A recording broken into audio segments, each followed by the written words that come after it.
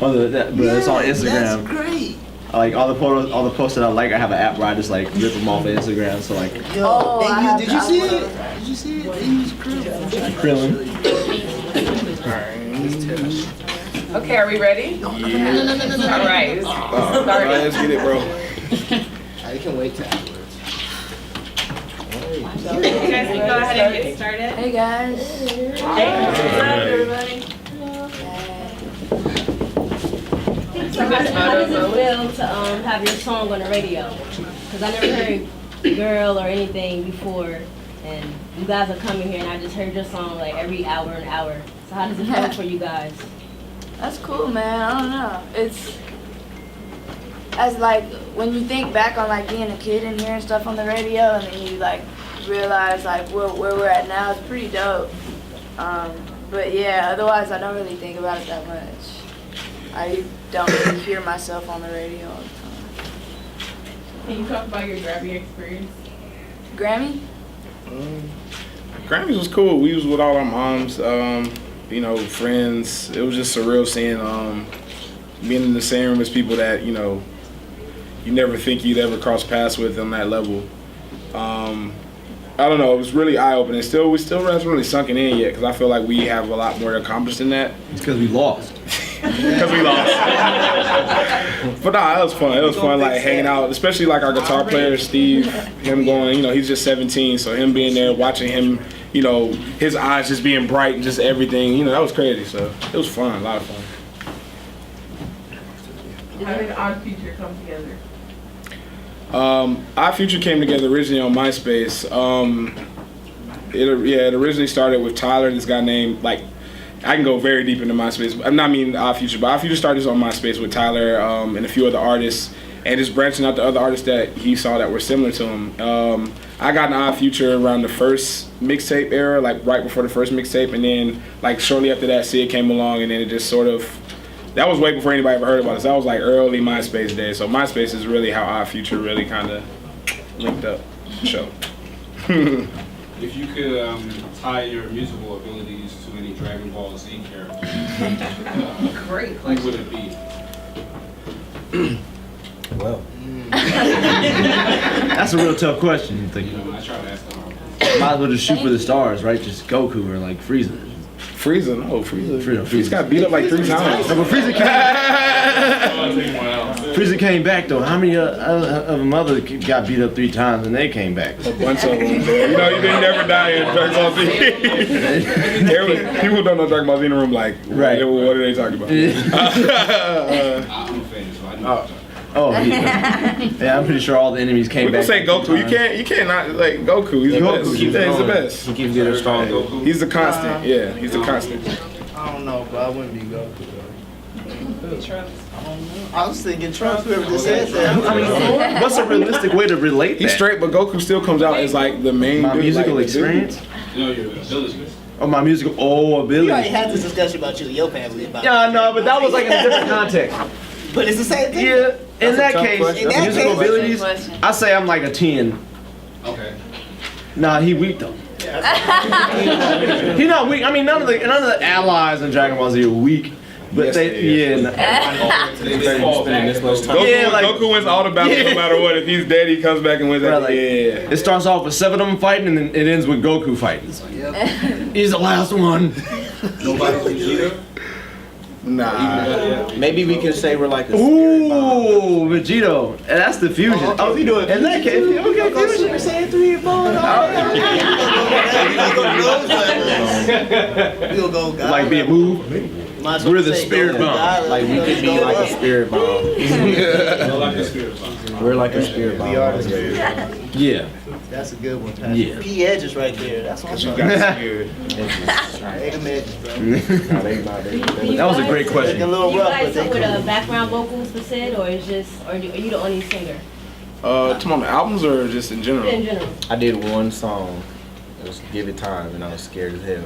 I mean, But I did it anyway. we all help out. Like Steve, our guitar player, sung on Curse. Curse. Like I sung on a few songs. Sung on Gabby. Yeah, helped write a few songs and The like some end hidden tracks. And then the other albums I used to sing. But I mean, we all have mics on stage. We all sing together. But that's new. Yeah, that's like new. We're still like getting used to that. But for the most part, we don't really have any restrictions with our band. Like if you have something you want to sing it. You know, it's kind of how it works. So, you know, you can come on there and sing, rap, do what you want to do. Just make sure it sounds good. Let's talk about this international tour you guys got coming up for this summer. What's up with it? Are y'all excited about it? No. The food, no. Europe always treats us well, so Europe is gonna be dope. We're going to Japan for the second time. That'll be dope. Australia for the second time.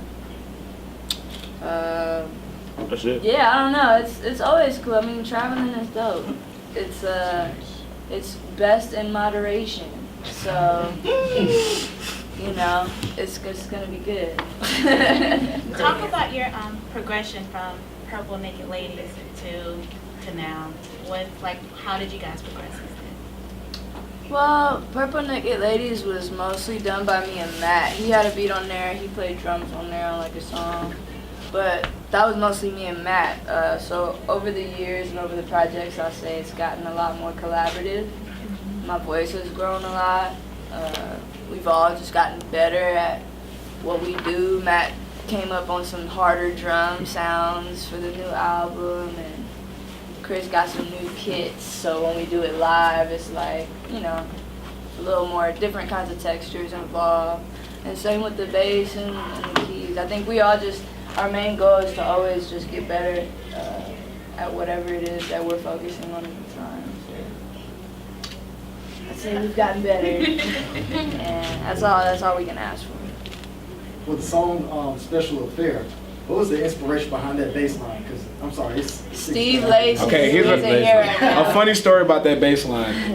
What happened was Steve had been coming through the studio and like just, you know, he was 16 at the time, he was like the little homie at the studio, and he had like a bunch of beats that were just like rough, like ideas, because this is before he was actually making beats like that. And Special Affair bass line was originally like do do do do do do that fast. Faster with Yeah, it like was that live fast. drums, like a live drum Yeah. sample on it, which was it was really tight. It was tight, but then I made like the drums that are on the song now, and it was like, you know, a little more seductive, and he slowed it down, and then yeah. So Steve Lacy, man, that bass line, he had it for a minute, so it was just faster. So, yeah. So since we are talking about Special Affair, the lines in there, like at the beginning, they're very like forward towards women, and so are some of the other songs that Ego Death did. Sid, did you just write those, or did anyone else contribute? And how does that compare to how you are in real life talking to the Deep.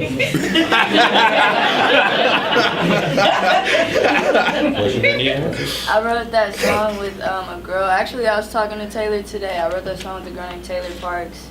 And it's funny that you mentioned the first two lines. I had those first two lines written for like a month before I could like finish the rest of this. I had the first three lines written for like a month. Didn't know where to go with it, and then linked up with her, and she helped me finish it. For me, that was me writing what's going on in my head when I'm at the club. But I don't usually say that stuff out loud. I would like to know what's on your playlist for each of you. What are the things that inspire you musically? Just in general right now. Right now? Malibu? Yeah, the Anderson .Paak album. Yes. Yes, very we gotta check out what just came out. The Kate Renata album just came out the other day. We gotta peep that. She's on it, so we definitely gotta go cop. Untitled Unmastered. Yeah, Untitled Unmastered. Right, yeah, a lot of SoundCloud, random SoundCloud songs. Like, it's real. Like, we just find music anywhere. Like, it's really interesting. Like, it comes from.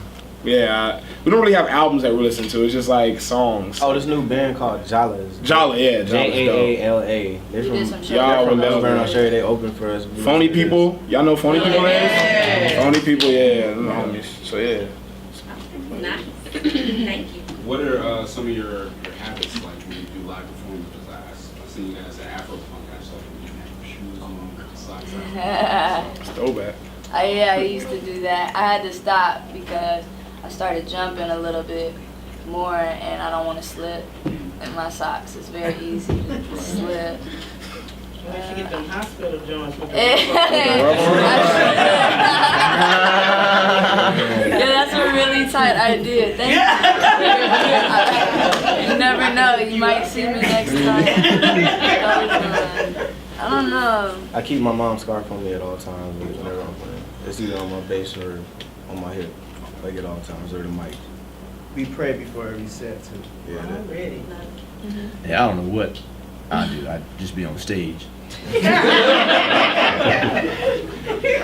Same, man. Yeah. How did you start praying? How did that whole thing start? Hey man, I found that pray together, stay together. Let's keep it real. It's as simple as that. Sometimes Just something that made like something reassuring about a prayer and pray. Like I'm not that religious personally in like my personal life, but I'll be the first one to be like, nah, we didn't pray yet. Come on, you know, because something about. It's that quiet before we go on stage that we're together, like all the chaos that goes on throughout the day, it's like goes away at that moment. that little moment that we have together, it's like Reassuring ourselves that like no matter what happens, no matter how much we fuck up or whatever, like we good as long as we together. You got the creator's cover. Yeah. How did you like working with Del Monet? She's like extended family through Matt. Yeah. I'm gonna get Janelle's so it was, 15. Yeah. It was cool. It was like a long time coming kind of situation, so when it finally happened, it was cool. Shout out to Janelle. You gotta do Afro Punk for her again this year. Yeah. Yeah, as well as Tyler, Earl, who else? It's a bunch of family doing Afropunk this year. Yeah, Earl's doing it. Trash Talk. Is Mason? No, I don't think that's doing it. How'd you meet up with Vic Mensa? How did we meet up? Originally, our publisher hit us up about Vic, but that's not when we met him. Like, he just, I think he got my number at like a show or something, and we just would talk back and forth. And I knew we were like fans of his, like, you know, he could get on. He's with kids these days. He was already with his like internet tape was really what we fell in love with. Like you said, our publisher. Randomly, we had a meeting at her office, and she played us one of his singles or whatever. Like, oh, this new kid, I'm not working with him yet, but I'm friends with his manager or something. And we were like, oh, it's dope. It's different. So yeah, we randomly just saw him in passing a few times, and we always just hung out. And he was in LA one time, and Matt was like, oh, Vic Mensa gonna come through. And so I was like, okay. And so the song he got on, I was trying to get Tyler to rap on it originally, but Tyler took too long. Well, no, what happened was Tyler came through, and we were vibing on it, and then I decided, I think last minute, I'd rather have a beat that Tyler made for him to be on. I didn't really want him rapping on something that wasn't his, because Tyler's very particular. So Vic came through, it was like, oh, that's perfect. How about you do it? That'll make way more sense. Who's a big Dwelle fan? I always hear a nod to you guys that you give to Dwelle. And do you have any future plans of maybe doing a collaboration with him? No, honestly. But I am a huge fan of his. I grew up listening to his music. Sid, are you familiar with the HB2 laws that are going down here in North Carolina? No. What are they? Remember we were talking about the transgender and the discrimination laws we were talking about? How it's like legal to discriminate now. Oh, it's legal? Oh, okay. Yeah, like low key. So it basically blocks transgenders from being able to use whatever bathroom they want to based on what they identify with. It's against the law, I guess, right now in this country. So I guess, and a lot of bands and musicians have been pulling out of performing in North Carolina because of these laws. So, like, what would make you more inclined to perform and not boycott the whole state? Well, personally, I don't think it's fair to punish fans for government issues and stuff like that. I so far don't agree with it, and but there's other things that can be done rather than like just not going to a state to perform. So we'll probably still be coming around. Because money is green. Exactly. And we gotta eat, man. And we gotta support the people that support us. There's a lot of them here, so. What role does politics play in your music? A small one. I think we can all agree with saying that we feel some type of responsibility to promote positivity, whatever we think that is. And we try not to do that just on Twitter and like Instagram. So we'll make a song here or there about how we really feel, and we might start getting a little deeper into it with our new music. We'll see. What anything line in particular with that? I'd rather not just blatantly talk about politics, but listen for the new music and maybe you'll hear something. Well, but I'm just curious because it's such, like with that bill you mentioned, 10 years. Asked already. Asked on that question. Matt, you spoke about SoundCloud. Have you all heard the Slim K mix of your album? Yeah. Can you share any initial thoughts or what you guys think? I mean, love they're it. homies. Yeah, that's tight. Like, he asked me to do it, and I was like, look, the label might take it down, but you got it from me that you can put it up, and I don't care. Cause like, I don't care about, I believe you give people the music for free, they'll repay you that $15 in some other way. So I'm like, man, put it out. Nah, I love it. It's tight. So yeah, we know about it. Yeah. Yeah. Mike G is part of the squad. Yeah. It was funky though. Like, I in the office and everybody's like, is that the internet? I'm like, it's chopped. Kind of, yeah. Thank you. You chose the name of the album, Ego Death, and does it have a specific meaning to you guys? Matt chose it. Yeah, I chose the name of the album. It has meanings in psychedelics. A lot of our music has to do, psychedelic soul, just that sort of, movement. Also, what it means, ego death, kind of questioning, do you have too much of an ego and do you need to kind of kill some of it off? And I also don't want to define it too much because, like I said, a lot of people have different interpretations of what it means and they're not wrong, That's the good thing about music. People, I may mean this, but I'm not going to tell you you're wrong. And if, so it means what you think it means.